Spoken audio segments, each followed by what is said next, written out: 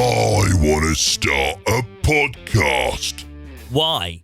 Because I've always wanted to have a podcast all about Insert industry here. and use it to encourage people to buy my products. Does that sound like you?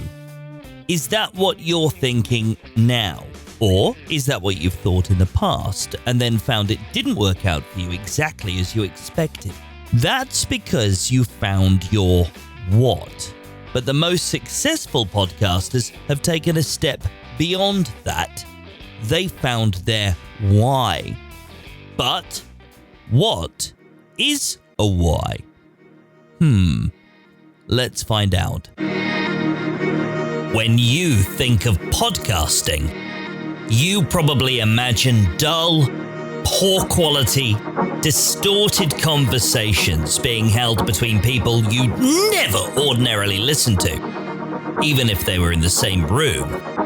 But there's another side to podcasting, and it might surprise you. I'm Neil from Podnose Productions, and it's my goal to help you ignore the static, edit out the misinformation, and learn the truth about how to make a noise in your space. This is Your Business Needs a Podcast. I'm a former radio morning show personality and radio producer. I'm also currently an award-nominated podcaster, podcasting producer, podcasting coach, business podcasting coach, corporate presenter, and speaker. None of those things are my why. They're what's. They're what I do and what I've done. And a what doesn't come from a place of passion. It comes from a place of function.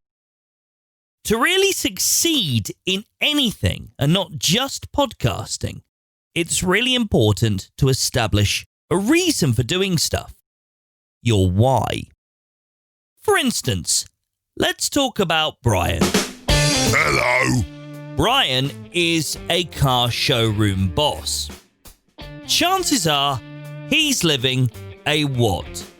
Yeah. That is, he gets up, does his household chores like making his kids breakfast and getting them to school so he can free himself up to get to work and motivate his team to sell his cars to his customers. Yep. That's a definite what.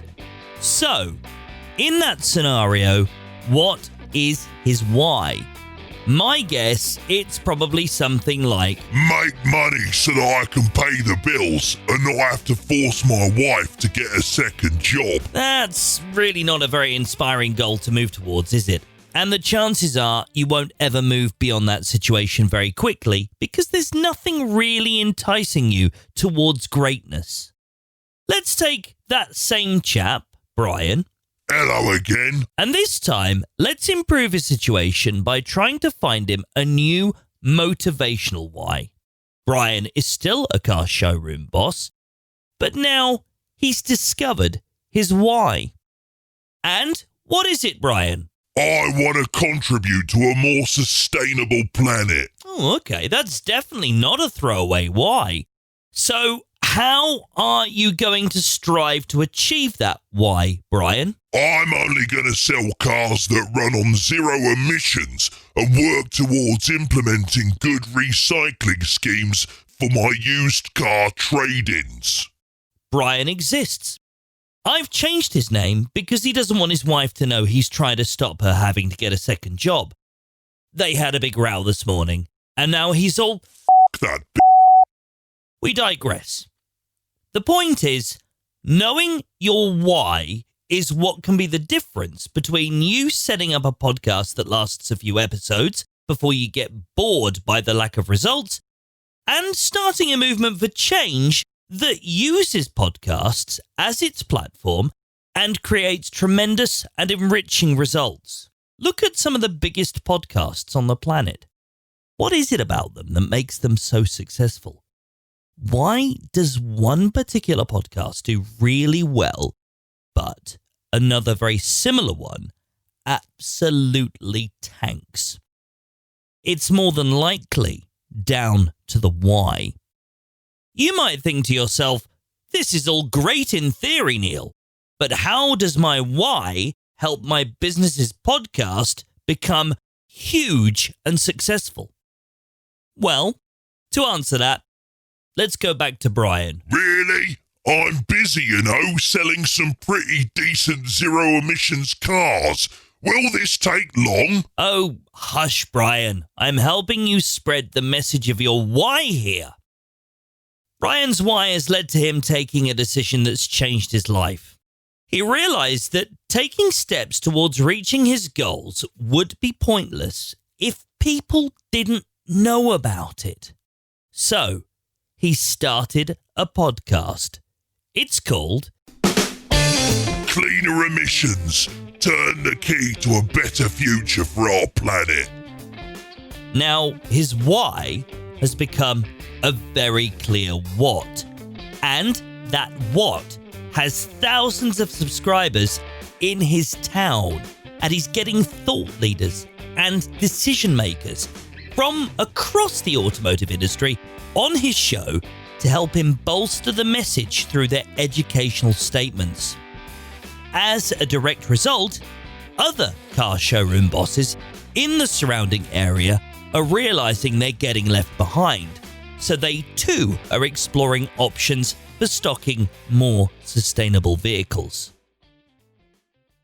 And one or two are wanting to book guest spots on Brian's podcast so they can get exposure for their own businesses, which only helps Brian establish his position as a thought leader.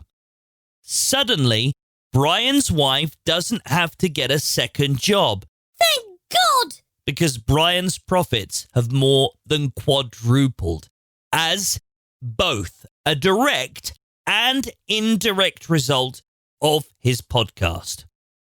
Customers are coming from neighbouring cities to buy from him, as he now has a reputation for selling ethically in his showroom and for having a kick-ass podcast that they absolutely love listening to.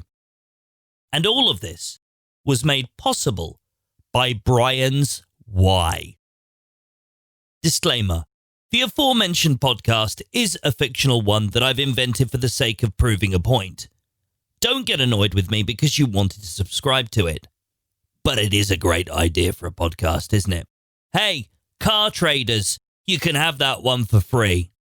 If you want to start a podcast for your business and you want it to work for you, think firstly about your why. If you need help coming up with your why, book a free initial chat with me via my website.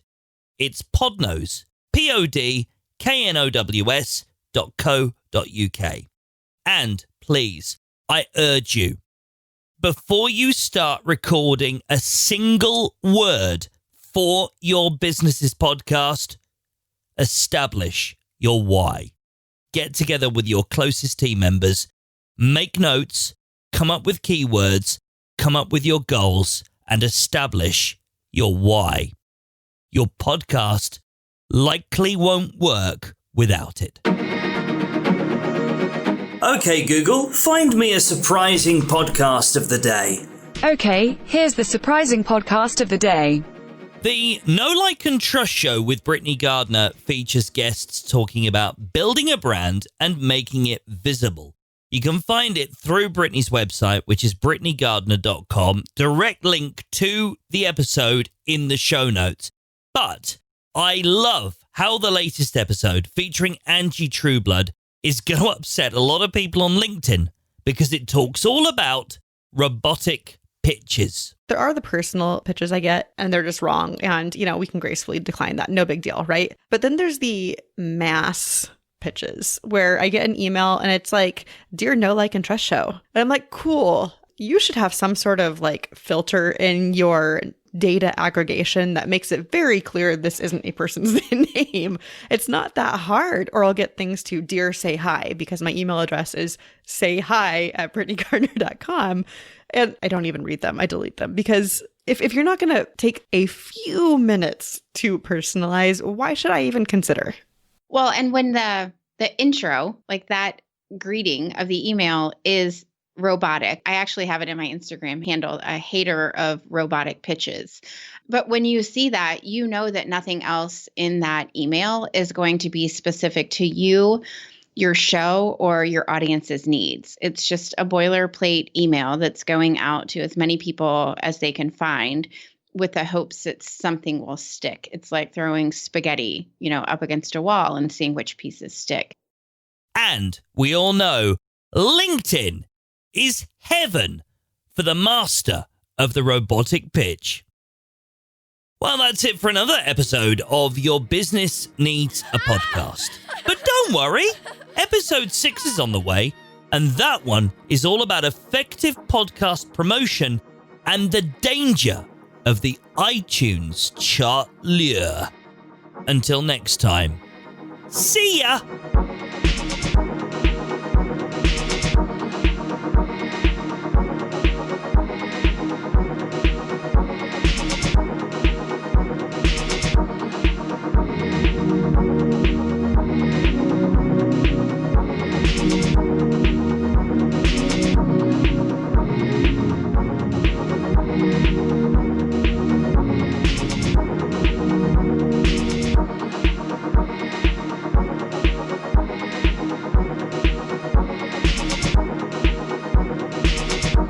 Podnose Productions.